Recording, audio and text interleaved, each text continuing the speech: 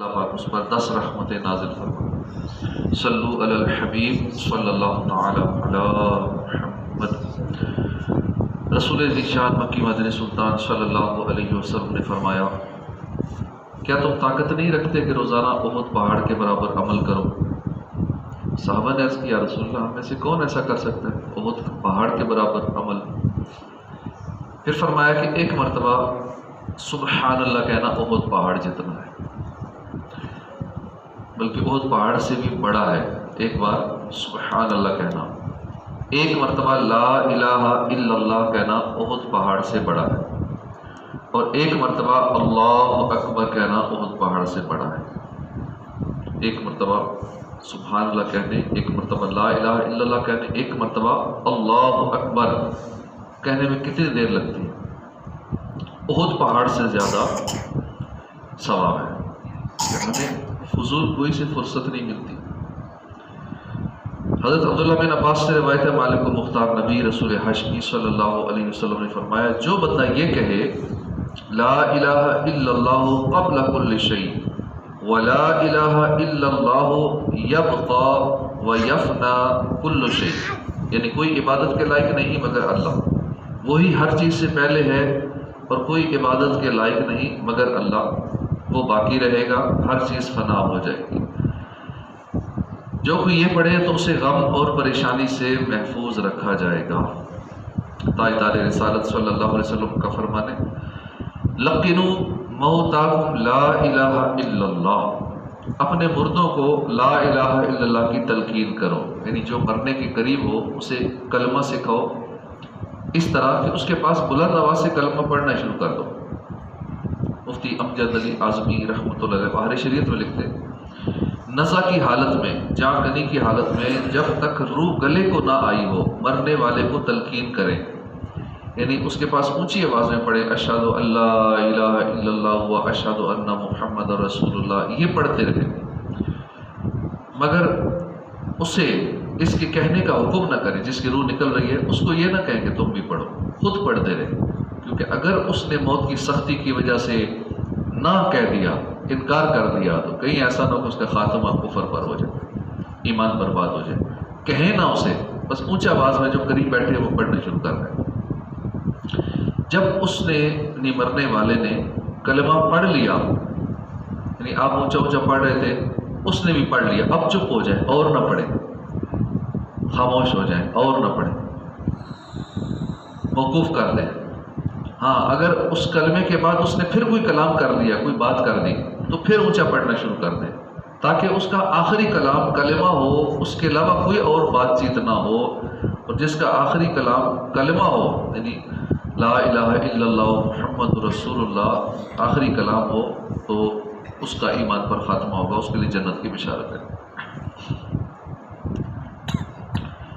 کلمہ طیبہ خود بھی پڑھیے، خوب پڑھیے، اور ساتھ ہی ساتھ اس مبارک کلمے کا ثواب اپنے فوت شدگان کو بھی پہنچائیے، اس کی بڑی برکتیں نصیب ہوں گی۔ ایک مرتبہ سیدی اعلیٰ حضرت امام احمد رضا خان رحمۃ اللہ علیہ سے کسی نے پوچھا کہ ایک شخص کی بیٹی کا انتقال ہوا ہے، اس نے اپنی بیٹی کو خواب میں بری حالت میں دیکھا ہے۔ سیدی اعلیٰ حضرت جواباً آپ نے فرمایا کہ کلمہ طیبہ 70,000 مرتبہ اول آخر درود شریف کے ساتھ پڑھ کر بخش دیا جائے، انشاءاللہ پڑھنے والے اور جس کو بخشا ہے دونوں کے لیے نجات ہوگا، اور پڑھنے والے کو دگنا ثواب ہوگا، اور اگر 2 کو بخشے گا تو 3 گنا ثواب ہوگا۔ اسی طرح کروڑوں بلکہ سب مسلمان مردوں عورتوں کو ایصال ثواب کر سکتا ہے، اسی نسبت سے پڑھنے والے کو ثواب ملے گا۔ یعنی ہم سوچتے ہیں زیادہ کو پڑھا تو میرا ثواب ڈیوائیڈ ہو جائے گا، تقسیم ہو جائے گا، پیچھے تھوڑا رہ جائے گا۔ ثواب تھوڑا نہیں ہوتا، ثواب ملٹیپلائی ہوتا ہے، ثواب بڑھ جاتا ہے۔ ہم 1 کو بھیجیں گے تو ہمیں دگنا ثواب ملے گا، ہم 2 کو ثواب پہنچائیں گے ہمیں اور زیادہ ملے گا، ہم کروڑوں لوگوں کو ثواب پہنچائیں گے اب ہمیں کروڑوں کے حساب سے ہمیں ملے گا۔ یعنی ثواب دوسروں کو دیتے جائیں، آپ کا اپنا بڑھتا چلا جائے گا۔ اس لیے جب بھی صالح ثواب کریں زیادہ لوگوں کو کریں، سارے مسلمان مردوں عورتوں کو کریں، کروڑوں اربوں خربوں جتنے دنیا میں آ چکے موجود ہیں آئیں گے سب کو کر دیں، انشاءاللہ آپ کا ثواب اسی حساب سے بڑھ جائے گا۔ ثواب کم نہیں ہوتا، ثواب بڑھتا ہے، اس لیے ثواب کسی کو دینے میں کنجوسی نہیں کرنی چاہیے، اس ڈر سے میں نے بڑی مشکل سے یہ عبادت کی ہے، بڑی مشکل سے یہ ورد پڑھا ہے، تو میں ثواب کسی کو دے دوں مجھے کیا ملے گا؟ بھائی آپ کا زیادہ ہو جائے گا۔ حج کریں گے، طواف کریں گے، عمرہ کریں گے، وہ ثواب آپ اوروں کو دے دیں گے۔ یہ نہیں کہ اوروں کو دینے سے اپنے پاس سے ختم ہو جائے گا، ختم نہیں ہونا، اپنا بڑھ جاتا ہے۔ جب بھی کسی چیز کا بھی ثواب کریں تو اوروں کو، مسلمان مردوں کو اصالہ ثواب کر سکتے ہیں، اسی حساب سے اپنا بڑھ جائے گا۔ شیخ اکبر شیخ محی الدین ابن عربی رحمۃ اللہ علیہ ایک جگہ دعوت میں تشریف لے گئے۔ آپ نے دیکھا کہ ایک لڑکا کھانا کھا رہا ہے، کھانا کھاتے ہوئے اچانک رونے لگا۔ میں نے وجہ پوچھی تو بولا میری ماں کو جہنم کا حکم ہے اور فرشتے اسے لیے جاتے ہیں۔ اس شہر میں یہ لڑکا کشف میں مشہور تھا، یعنی کشف پتہ چل جاتا ہے نا مرنے والے کے ساتھ کیا ہو رہا ہے، کشف القبور جیسے کہتے ہیں کہ قبر کے اندر میت کی کیا حالت ہے، عذاب میں ہے یا کس حالت میں ہے، تو یہ باقاعدہ علم ہے کشف القبور کا۔